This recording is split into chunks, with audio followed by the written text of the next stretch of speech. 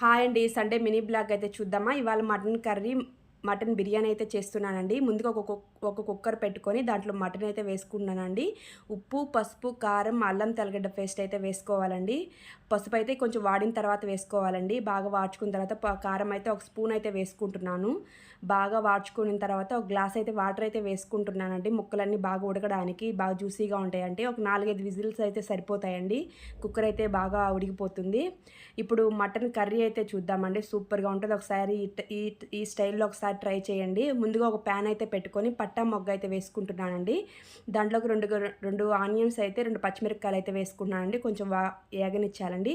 ముందుగా కడిగి పెట్టుకున్న మటన్‌లో అయితే ఉప్పు, పసుపు, కారం అయితే వేసుకొని కలిపి పక్కన పెట్టుకోవాలండి. చూసారా ఎంత నీట్‌గా కలుపుకుంటున్నానో. ఓ 10, 15 నిమిషాలు బాగా కలుపుకోవాలండి. ఇప్పుడైతే ఆనియన్స్ అయితే మగ్గిపోయాయండి. ఇప్పుడు మనం ఒక టమోటా అయితే వేసుకోవాలండి. సన్నగా కట్ చేసి పెట్టుకున్న టమోటాని. ముందుగా మనం కలిపెట్టుకున్న మటన్ అయితే వేసుకోవాలండి. బాగా వాడ్చుకోవాలండి మటన్ అయితే. చూసారా ఎంత కలర్‌ఫుల్‌గా ఉందో. ఒకసారి ట్రై చేయండి. టేస్ట్ సూపర్‌గా ఉంటది. దాంట్లోకి మసాలా అయితే చూద్దామండి. పచ్చి కొబ్బరి, 4 బాదం పప్పులు, జీడిపప్పులు వేసుకొని నా దగ్గర అయితే లేవు. కొన్ని ధనియాలైతే వేసుకుంటున్నానండి. అంతలోపలైతే మటన్ అయితే మగ్గిపోయిందండి. ఈ పేస్ట్ అయితే మటన్‌లో అయితే వేస్తున్నాను. చూసారా ఆయిల్ అంతా బయట తేలుతా ఉంది, ఉడుకుతా ఉందండి. చూసారా అయిపోయింది. వాటర్ అయితే ఒక గ్లాస్ అయితే వేసుకుంటున్నాను. నాకైతే ఉప్పు కొంచెం తక్కువ అనిపించిందండి. అందుకే ఉప్పు అయితే వేసుకుంటున్నాను. ఒక 4, 5 విజిల్స్ అయితే రానియండి. ఇప్పుడు బిర్యానీకి సంగతి అయితే చూద్దామా. ఒక స్పూన్ నూనె, 2, 3 స్పూన్ల నెయ్యి అయితే వేసుకుంటున్నానండి. పట్టా మొగ్గ అయితే వేసుకున్నాను. బిర్యానీ ఆకు అయితే వేసుకుంటున్నానండి. 2, 3 ఆనియన్స్ అయితే సన్నగా కట్ చేసుకొని వేసుకుంటున్నానండి. 2, 3 పచ్చిమిరపకాయలు అయితే వేసుకుంటున్నానండి. ఇవి బాగా మగ్గిన తర్వాత అల్లం తెల్లగడ్డ పేస్ట్ అయితే ఒక స్పూన్ అయితే వేసుకుంటున్నానండి. ఒక టమోటా అయితే వేసుకున్నాను అండి. చూసారా ఎంత బాగా సాఫ్ట్‌గా ఉడికిపోయిందో ముక్క. ఒక 80% వరకు ఉడికిపోతే చాలండి. ధనియాల పొడి, గరం మసాలా అయితే వేసుకుంటున్నానండి. రుచికి సరిపడా కారం అయితే వేసుకుంటున్నాను.